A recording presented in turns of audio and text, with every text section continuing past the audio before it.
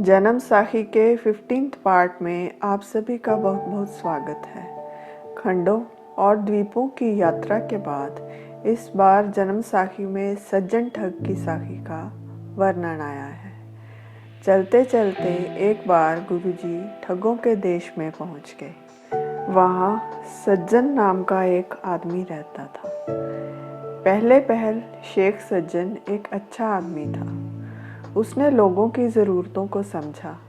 लाहौर और मुल्तान के बीच बहुत ही उजाड़ जगह थी, जहाँ पर आने जाने वाले लोगों को बहुत परेशानी उठानी पड़ती थी। आजकल यह जगह पाकिस्तान में है। सज्जन ने वहाँ पर बीच में एक सराय बना दी, जहाँ यात्री रुककर खाना खा सकें, रात को आराम कर सकें और चोरों, ठगों और जंगली जानवरों से उनकी रक्षा भी हो सके। सज्जन अपने सभी मेहमानों को, चाहे वो हिंदू हो या मुसलमान, सबसे अच्छा व्यवहार करता और उनकी सेवा करता। यहाँ तक कि उसने सराय के एक तरफ मंदिर और दूसरी तरफ मस्जिद का भी निर्माण किया। उसके नौकर उसकी ज़मीनों का ध्यान रखते, जिससे वह काफ़ी धनवान और उदार व्यक्ति बन गया था। आसपास के गांव में उसकी इज्जत होती थी। वहाँ के लोगों ने आदर भाव से उसके नाम के आगे शेख लगा दिया और वह उसे शेख सज्जन कहने लगे। परंतु धीरे धीरे वह रास्ता भटक गया।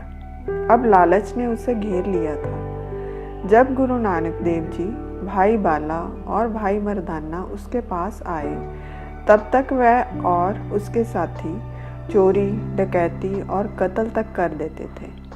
अब जब भी यात्री उसकी सराय में रात गुजारने के लिए रुकते, तो वह उनको कत्ल कर उनका सारा धन लूट लेता और उन्हें पास के कुएं में फेंक देता। सराय जंगल में होने के कारण उसकी ऐसी हरकतों के बारे में कोई भी नहीं जानता था और लोग अब भी उसे उतनी ही इज्जत देते थे।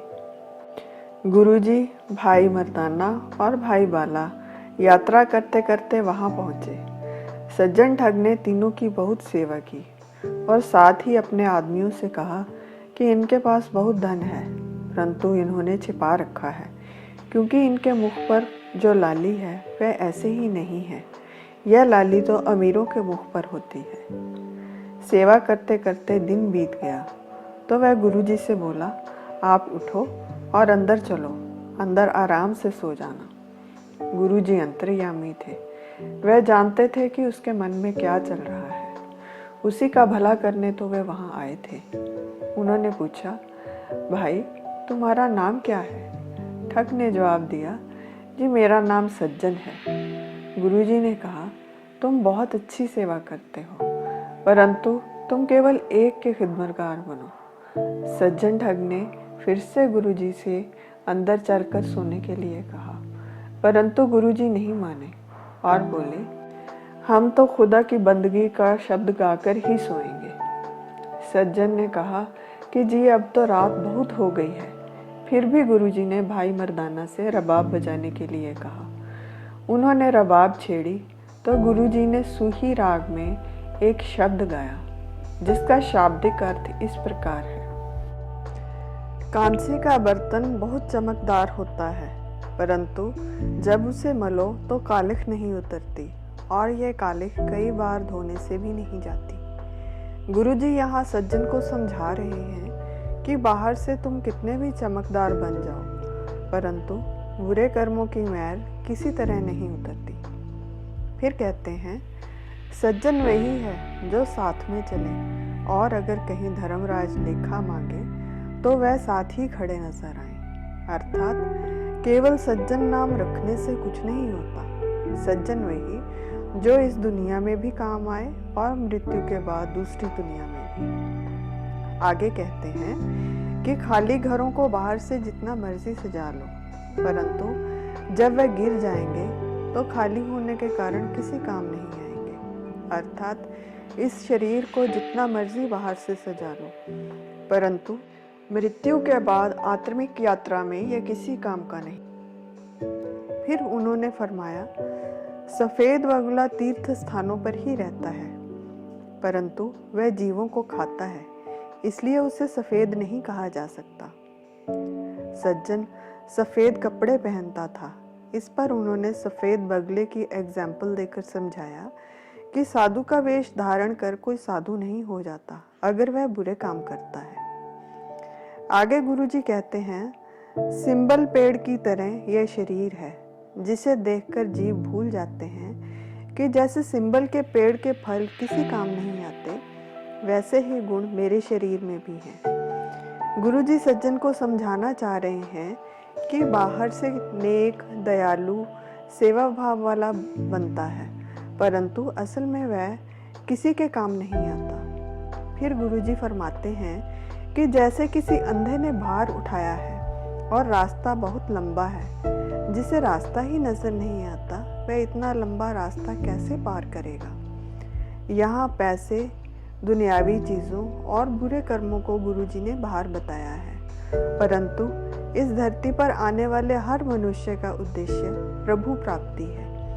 परंतु जिसे अपने जीवन के उद्देश्य के बारे में ही नहीं पता, वह इतना भार उठाकर प्रभु तक कैसे पहुंचेगा। अंत में गुरुजी सज्जन को मुक्ति का उपाय बताते हुए कहते हैं कि दुनिया की जितनी भी नौकरियां, चतुराइयां और नेकियां हैं, किसी काम की नहीं। अपने मन में केवल एक प्रभु के नाम को बसाओ, जिससे सभी बंधनों से छुटकारा मिल जाए।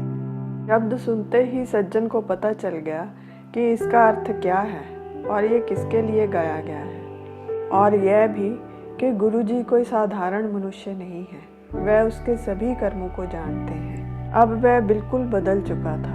वह गुरुजी के चरणों में गिर पड़ा और कहा, आप मेरे गुनाहों को माफ़ करो और मुझ पर कृपा करो। तो गुरुजी ने कहा, शेख सज्जन, खुदा के घर गुनाहों की माफ़ी दो तरह से होगी। पहली, जो तुमने खून किए हैं वो सच सच बता दो। इस पर सज्जन ठग ने कबूल किया कि उसने बहुत खून किए हैं और एक एक करके सभी गुरुजी को गिना दिए। गुरुजी ने कहा, दूसरा, तुमने जो भी उनकी वस्तुएं इकट्ठी की हैं सब ले आओ। शेख सज्जन हुक्म मानकर सभी चीज़ें ले आया। अब गुरुजी ने फरमाया कि यह सभी वस्तुएं तुम खुदा के नाम पर दान कर दो। अब सज्जन ने वैसा ही किया और सभी वस्तुएं दान में दे दी। फिर गुरुजी उसे खुदा की बंदगी का उपदेश देकर आगे चल दिए। सज्जन के पास उसके हृदय परिवर्तन के लिए आने का उद्देश्य अब पूरा हो चुका था। आज के लिए बस इतना ही। अगली वीडियो में एक नई साखी के साथ फिर से मुलाकात होगी। तब तक के लिए अपना ख्याल रखें और विचार करें कि गुरुजी के उपदेश कितने दिल को छूने वाले हैं, जिससे एक ठग भी अच्छा इंसान बन जाता है। अनजाने में हुई किसी भी भूल के लिए हृदय से क्षमा, और मेरी इस वीडियो को अपना अमूल्य समय देने के लिए आप सभी का बहुत बहुत धन्यवाद।